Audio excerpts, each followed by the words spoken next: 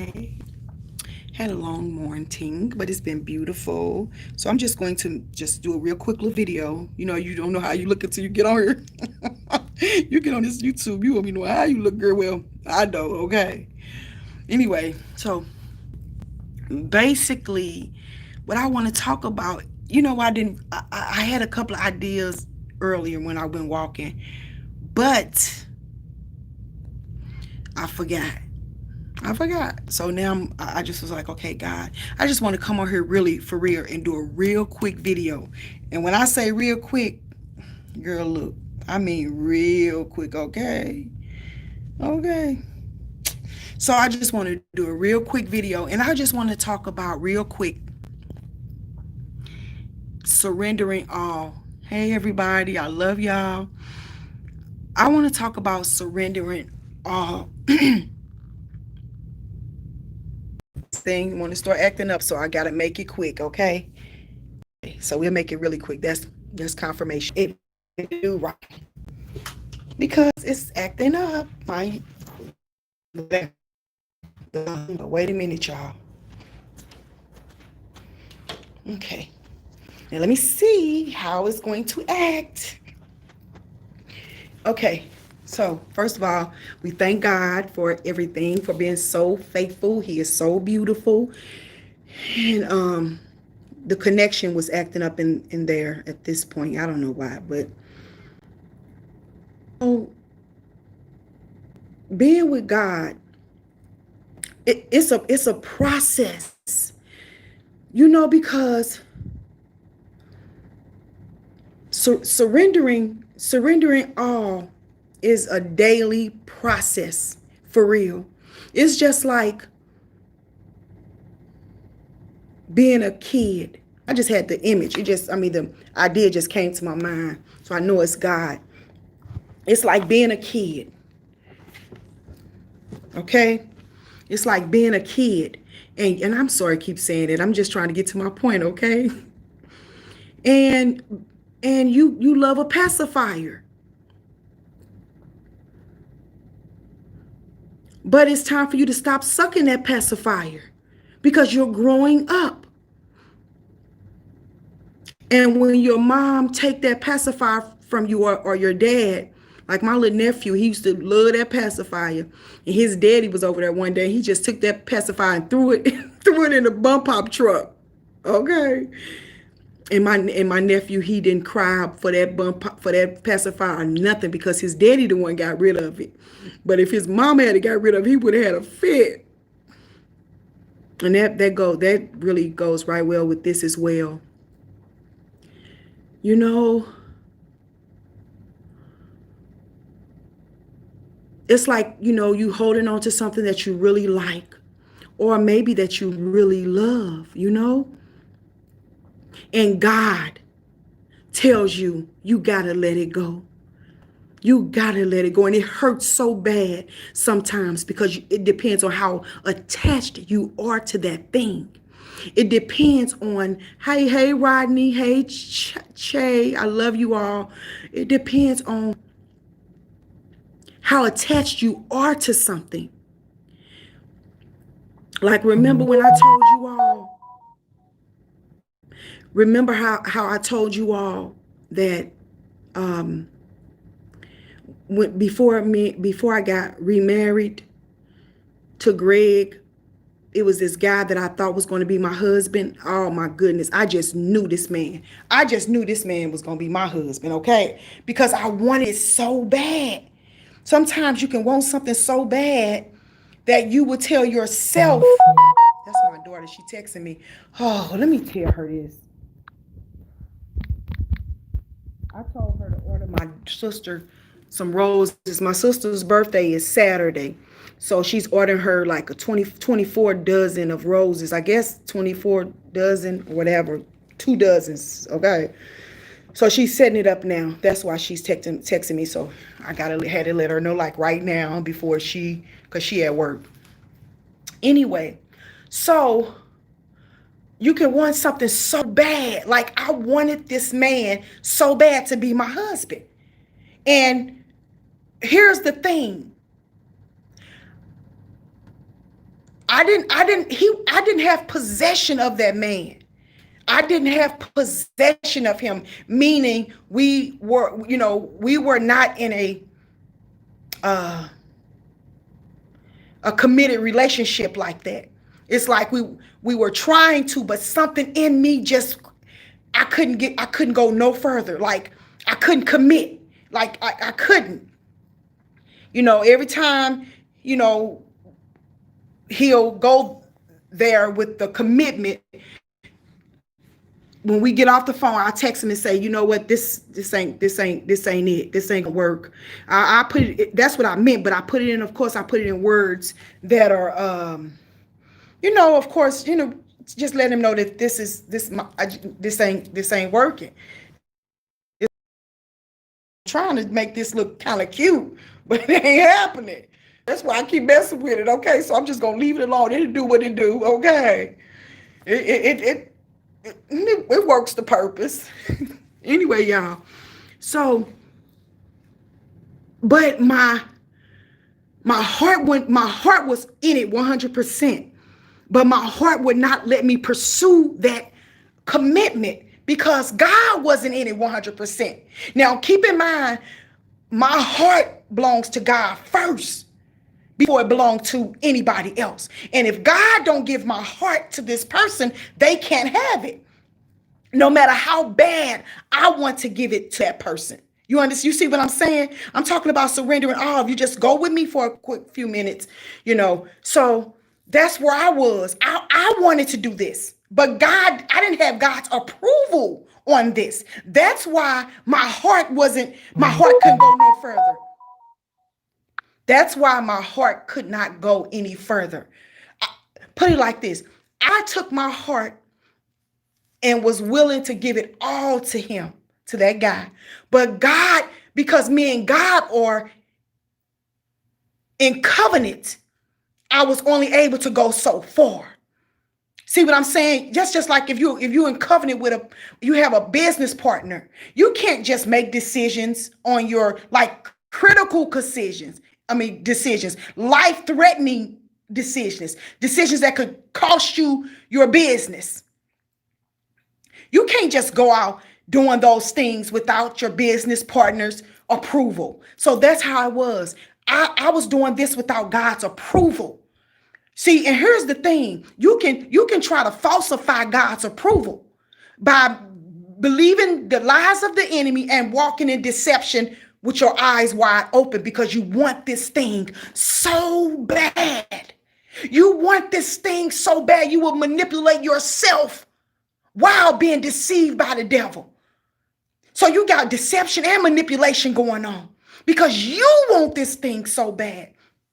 So I gave my heart. I'm trying to give this man my heart, but I couldn't. All I could give him was my emotions. So he had all of my emotions because I was in love with this man. I wasn't in lust with him because God don't want anything that don't cost us nothing. So it cost me to sacrifice that relationship. It cost me to sacrifice that desire. It cost me tears. It cost me heartbreak. It cost me loneliness. It cost me, it was painful for me to say, Lord, I choose you over this thing right here. I want it so bad. But you, I want even worse I want you more than I want this thing. And that's the choice I had to make. I had to choose between God and this man. It was a sacrifice. And when it's a sacrifice because it hurts. It hurts. God don't want nothing that don't cost you nothing. People are always trying to give God something that he don't want. You want to give God this. God don't want that. That ain't nothing to you. He wants something that costs you something. So anyway, that relationship, I had to let it go. And what it wasn't I wanted this awesome powerful relationship with this person, but it was all just my imagination running away with me. So it was my imagination that wanted this relationship so bad. Like, because of me wanting to be married and being married to this person, it was that's what it was. It was my imagination. What if? So I had to sacrifice my what if, because it wasn't a relationship like that. We wasn't in a relationship, but it was the what if, because I wanted this to be my husband so we can do this together. I wanted this to be my husband. So since he's going to be my husband, we'll do this together. We'll do this together, planning a future that wasn't real. You know what I'm saying? In my imagination. But my love wasn't an imagination. My love was there. That's why it hurted me to sacrifice it. So I'm talking about surrendering all. Sometimes God will ask you to give up that pacifier. Because see, if your mama tell you to let it go, you're going to rebel against your mama. But if God tell you to let that go, then you will let that go. You understand? It ain't easy to let it go, but you got to make a choice. See, when you have that, listen, ooh, hallelujah. See, my nephew feared his daddy in a reverential fear way. And he was a little boy. My nephew, the one that God, of course, healed. I'm talking about that baby. He had that reverential fear for his father. And sometimes your mom, your mom give you whatever you want to do, whatever it's easiest, the kids, like my kids, like especially, Joseph, he have so much reverential fear for his daddy. If Greg say, like, if me and Joseph, I say, Joseph, you like, he might want to go drive. And I might told him I was taking him, but then I changed my mind because of a situation or whatever. Then he gets mad. So you told me he was going. So if Greg walk in the door from work and me and Joseph going at it, well, Joseph, I said, no, you told me. Greg walk up in the door, walk down that hall with all that man, authority. Take off his coat. So he'll come right in taking off that. Who you talking to my wife like that? And my son buck down that head and get it to T. You understand? I'm a woman. Now my kids respect me, but it's different because these kids are older. God told me, Joy, you can't get mad at them for having their opinion. Because at first I thought opinion mean you coming for me. Dang, you ain't finna come for me. And I'm your mama. So I used to act differently, clown with them. And it gave them this certain kind of fear, not a good fear for me, with me. But now I'm older and I know how to listen to these kids' opinion. Don't just tell them what you gonna do, what you ain't gonna do, and don't even. No, it's a two-way street, communication. God taught me that and still teaching me that. But when that authority figure come in, and it's a whole different story. So that's how it was with my nephew. His daddy took it from him and threw it in the bump pop truck. And we never seen it again. Pacifier gone. And the mama standing there, the daddy standing there, and the baby standing there, and the baby don't even look back because the daddy took it from him. And that's how I told God. I said, God, I give this thing to you. But you got to help me. I said, you got to take away these feelings and these emotions from me. And I talked to God about that day. I surrender, but I need your help. Take away these feelings. Take away these emotions. Help me. See, you're not in this journey by yourself. If you will walk with God, he will walk with you. So I'm just talking about the surrendering. It's a process, especially on each level when you grow, like when you go in grade school, then elementary school, then grade school, then middle school and grade school, whatever, then high school, then college. See, those are different levels. You understand? So on different levels, there's different standards, there's different things, God is going to give you and take away because he wants you to be the best. You understand? So you just have to be willing to let those things that you hold dear to you, it don't, listen here. Listen here. Now, I told God, because, even with the Lexus, my sister was going to give me her Lexus, and it was a lease. She has a lease. She probably lease cars like every 2 or 3 years because she like nice cars. She like to change. That's why she don't buy it. Well, I don't want to lease nothing, and I don't like things. I don't care about things. The only thing I ever liked was like the Coach. I just like Coach, and I like the Lexus because I like my sister's car. Because I don't know the difference between none of that. I don't know. So my sister wanted me to take over her lease for them couple of years left, and then by that time it gave me a chance to save my money and see if this is what I really want. Well, I told God, I said, God, if it's not your will, I don't want to do that, because to take over her lease, I would have paid almost $600 a month to my sister. Pay for mileage. At the end of the year, you got to pay personal property tax. She was telling me everything over $1,000. I'm thinking to myself, all this money for something I'll never own? That ain't how I roll. But I would have been willing to do it for my sister because she wanted her a new car. So we was going to keep that one, and she was going to go and get a new one, another lease for what she wanted. Well, I told God, I said, God, if that's not your will, shut the door. And so he shut the door. And what happened was my sister, she's going to get a house. So she didn't want to put anything else on her credit until after she get her house. So that was God shutting the door. But then it gave me a desire to want the same kind of vehicle. And it gave me the desire to want that. It's like, okay, this is in my face, but then now I can't get it. But that desire didn't leave for me to have that car. So anyway, so I said, well, God, I'll take one of those for my birthday, which is next month on the 24th.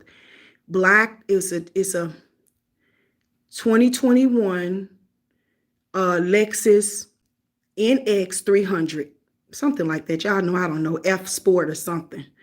And we just got that 2020 Kia Sport, but I'm gonna get that to my son. So I said, God, and then here's the thing. I'm trying to tell you, I'm just trying to go somewhere with this. I said, God, if you don't want me to have a Lexus, I don't want it.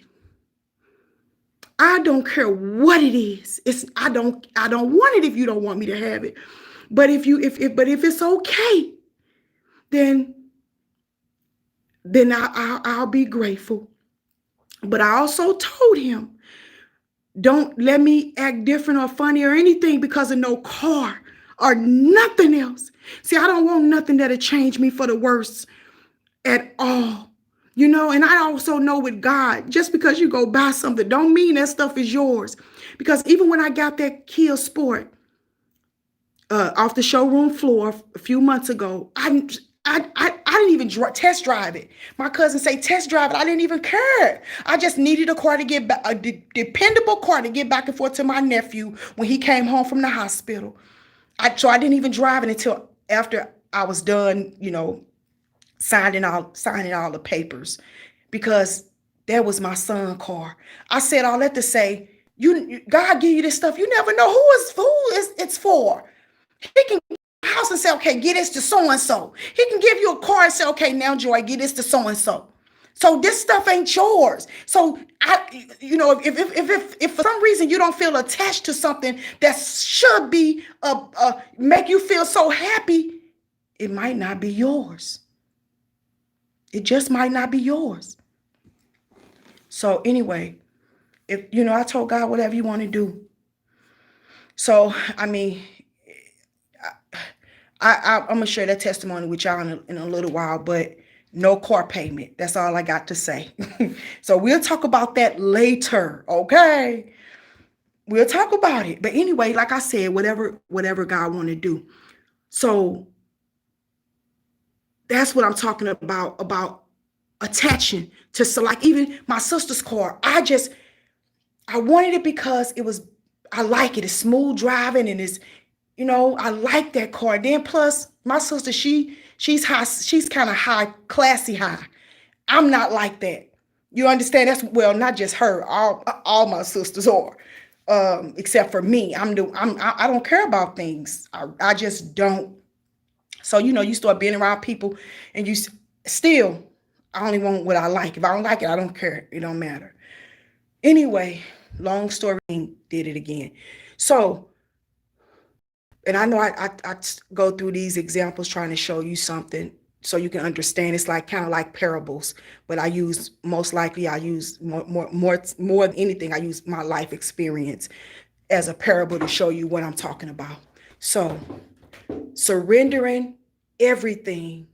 Be willing to surrender everything, and you might not have to give up nothing. It just depends on you and the situation and your heart. You understand? If you be willing to give up everything for God, you might not have to give up nothing. It just depends on your situation. But you got to surrender it to God. Like I told y'all, remember that same guy. Remember when I was praying, God sent that was my husband. It was tormenting. It was tormenting. And let me tell y'all, let me give you a quick little nugget of how to pray to get a response and to be sure that God is responding to you about a certain thing. Pray one thing at a time until you get the answer. I don't mean your daily prayer. I mean, like if you believe in God, you asking God, is this my husband? Focus totally on that question until you get a clear answer. Don't be trying to go and pray about 50 different things because you'll be confused. Oh, God, is this my husband? Should I start this business? Do I go to this school? Do this? Do what? It'll confuse you because I used to be like that. I used to be praying about 10 different things and I would be so confused. And the Lord, through one of my old pastors, what he said was, Joy, just pray about one thing at a time. And when you get that answer, then you go to the next thing. Now, I'm not talking about your daily prayer. Pray for your kids every day. Pray for your family. If you have some situations that pray, that's your daily prayer. But target prayer is when you're praying one thing because you need direction for that thing until you get the answer. Then you go to the next thing. You understand? So with that being said, I was talking to God about, with this man, and I was praying to God, I want that to be my husband so bad that I was consumed with that prayer. So I told God, I listened to, no, this is what I prayed and told God. I say, Lord, show me the truth, no matter how bad it hurt. That was a prayer. Show me the truth, no matter how bad it hurts. Now I was ready. Because at first I wasn't ready. I didn't want to hear no. I didn't want to hear nobody tell me that wasn't my husband. I didn't want to hear situations and circumstances telling me this man was my husband. I believed the lie of Satan because I wanted to. I didn't believe it because somebody told me to believe it. I wanted to believe that lie. And when your heart is set on something, thank you, Mavia. I love you. God bless you. May God bless everything you do for your seed song. And that's to everybody. It's some PayPal that I haven't got to respond to your blessing, but I will. It's some emails that I haven't got a chance to respond to. And I told you they go all the way to the bottom. So just be patient with me. And some of your emails you might have to resend. But anyway, you have to be willing. Can't nobody tell you anything different if you want to believe that lie. So I went to God, and I'm winding this video up. I went to God and I told God, I said, God, if I said, God, I want to know the truth. Even if it hurts, no matter how bad it hurts, I want to know the truth. The next day I went walking and so I don't even be listening to Oprah Winfrey. So I just clicked on that. So now I know that was God, that role basically. So when she didn't get the role, she thought maybe it was because she was fat. So she went and signed up for a fat form. So once she went at the fat form or whatever, she went to sign up, and she just went walking. And when she talked to God, she started talking to him. She said, and I'm just gonna paraphrase it and quickly sum it all up. Basically, she told God, if that's not my position, then that's fine. Just let me know, and then you back up with it. So I went to, but she rose. She got through praying that you was at a platform. If you lose a pound, you won't get rolled. She said she left and went to Burger King. Okay, that's just okay. Anyway, so I thought it'd work for me too. See, I did. It was breaking. So anyway, so I tried to do what keep on acting up. This thing keep up, and I don't know why. So yeah, let me hurry up and get off of here. So like I told you, I did what Oprah did. I tried to get God. I told God, if it ain't for me, take away the desire. I thought God was gonna give me the man like he gave Oprah the role in Color Purple. That didn't happen for me. I told God to reveal the truth. God showed me that man was married. So, but about time God showed me that man was married, he was divorced. So God opened up my eyes and showed me that wasn't my husband, and it hurt me, but it didn't hurt long. It didn't hurt long, because when you choose God, then God will console you. He will comfort you. He will heal your broken heart if you let him. But you got to stop running back to that thing that's continuously breaking your heart. So in fasting is what revealed the truth to me. God, through fasting, God showed me the truth. Through fasting, I'm able to surrender everything and everything. Through fasting, I'm able to possess things with things not possessing me. Through fasting, I'm able to humble myself and surrender to the will of God. Through fasting, I'm able to be in the world, but not of the world. Through fasting, I'm able to be real with myself. If it wasn't for fasting, I would not be where I am today in no area of my life. Fasting has shifted me continuously. Fasting helped me to let go of my past and to push for my future, to press. And that's what I'm here to tell you. I don't want you to think that surrendering all means that it ain't gonna be a process. And let me say this, and then I'm about to get off. I know I'm a preacher. When you keep saying I'm winding up, I'm winding up. That means you're a preacher. You still talking. You said I'm about to end this. Okay. Yeah, because talking too much gets you in trouble. So let me hurry up so I won't get in trouble with Jesus. Anyway, I remember I had a friend that I loved so much. I mean, she was the friend that I could tell anything to. We can talk on the phone 12 hours, literally. I get up in the morning, spend my time with God, call her. She don't care. She up on that phone with me. We're on the phone 12 hours while we cleaning up, vacuuming, cooking, feeding the kids. Going to the store. I mean, we just get our whole life on the phone, even in the shower. The phone sitting over there on the sink while you in the shower. Y'all just talking. You know, of course, it ain't no where they can see you now. Come on now. Don't go there. I'm just saying, that's how close we were. Just talk all day. And God said, shut up. So when God would tell me to shut up, I couldn't. Because I'll tell her everything God told me. And every time I told her my stuff, the devil would block my blessings. I didn't know then what was happening. It took me to experience losing things and not being able to get every opportunity God had for me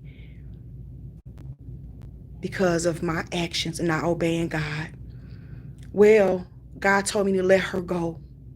And it was so hard. And so one day I was at the gym with my sister. This was the same, well, my baby sister, the same one. We was at the gym. She was there on my membership, and we was working out. This was 2006, 2007. And I said, what would you do if God told you to let somebody go, and you really love that person, and you want, this your friend, and you love that. And this is what my little sister said to me. She wasn't even as spiritual as I was then. And she said, well, I will pray and ask God to help me. And I prayed and asked God to help me let that go, because it was destroying my relationship with God. And it was also affecting me as a person and my purpose, because Delilah was all up in there. And what I mean by Delilah is this: she's the only person that can get what's in my heart, like know everything that's going on. I didn't tell people what God said to me and what God was doing, and how my marriage is going. And the only way the devil really know what's going on, off and tell him. So she was my Delilah. Not that she did anything, but if God is telling you to shut up, then you keep talking, then the devil was right there listening to everything. I obeyed God, and it hurt. But I knew that relationship wasn't for me, because God told me. And normally God will tell you to do something, and it's God because you don't want to do it. But forget about being a people pleaser. Forget about being a flesh pleaser. Please God instead, because he knows what's best for you. That's what I'm talking about, surrendering all. And it's a daily, it's a moment to moment process, y'all. But it's worth it. It hurts, but it's worth it, because now me and her, we didn't talk for like years. Then we talked again for a couple of times in 1 year. Then she'll text me some things, I'll text her things. Then we're gonna talk every periodically. Like we talked, I told her about my nephew, so we talked this year. But I can't connect with nobody unless the Lord tell me to.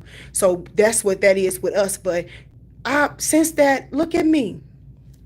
Look at my life. It's so different. I'm different. My life is different. It feels good to get in your car and drive without being afraid that your car gonna break down. It feels good to get in your car without being afraid that somebody gonna come and repo it, or the repo man is following you.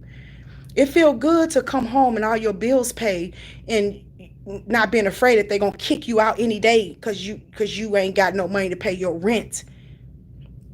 You understand? So it feels good not to be worried about those things, but you still got to stay focused and stay on your game. You don't want to be foolish with the money God bless you with, because things and seasons change. So always keep a cushion so you can be okay. Don't be foolish because your rent is paid and you ain't got to worry about the repo man. You have to be wise in everything you do. Store up finances by sowing seed, having a savings account, different things like that. So no matter how much money I probably sold. I know I sold over $40,000 this year. I know it. But I ain't missing a beat. Because this ain't nothing down here mine. It all belongs to Jesus. And for him to trust me, my irresponsible self. I used to wish Greg would take over the check. Greg, his check was maybe between 4 and 7 something every week. I used to wish if Greg was responsible with the money, then we'll be better off, because Greg, the little $20 I would spend on food, Greg will save it. But he would not do it. He say, no, Joy, you do that. You take care of the money. I trust you. But I just wanted it to be, I always felt like things would be better off if it was in somebody else's hands. Like I felt like my hands didn't do right. Like my hands wasn't blessed. Like my hands mess up stuff. So I just thought if I could give this money responsibility to Greg, or my life to somebody else, they'll do a greater job with it than me. And all along, God was teaching me. He said, I want you. I want to use you.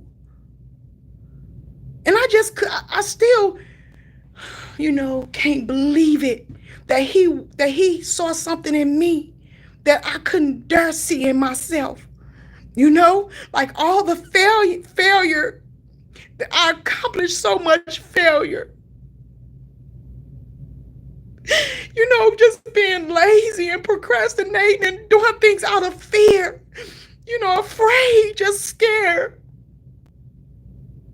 I was scared of failure. And I was much more afraid of success, because if you get success, you got to manage it.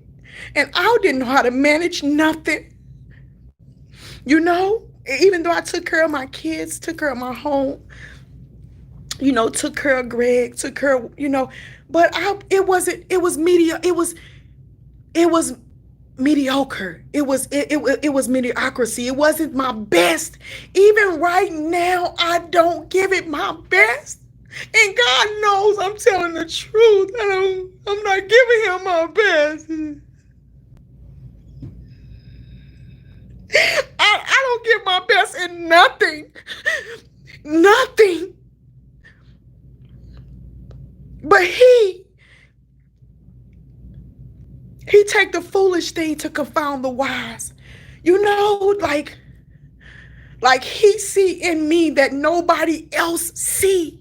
He see this flower. That's why I love like bloom right there where you're planted in, and being fruitful and flourishing. I love those words because they mean so much to me.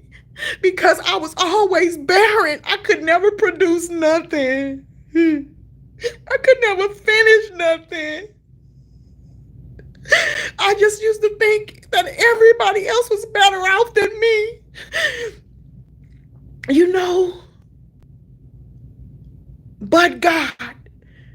But God showed me that wasn't true.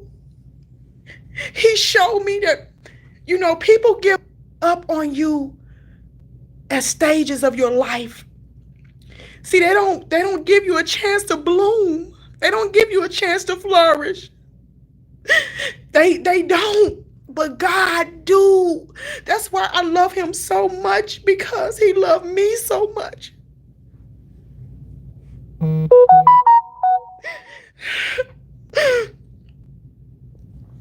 So, my kids might think I give, I work hard to take care of my family. I'm talking about, I do anything for my kids, and I do anything for Greg, and my family and y'all. But it's not enough. I can do more, and that's see, and here's the thing, y'all got me in the middle.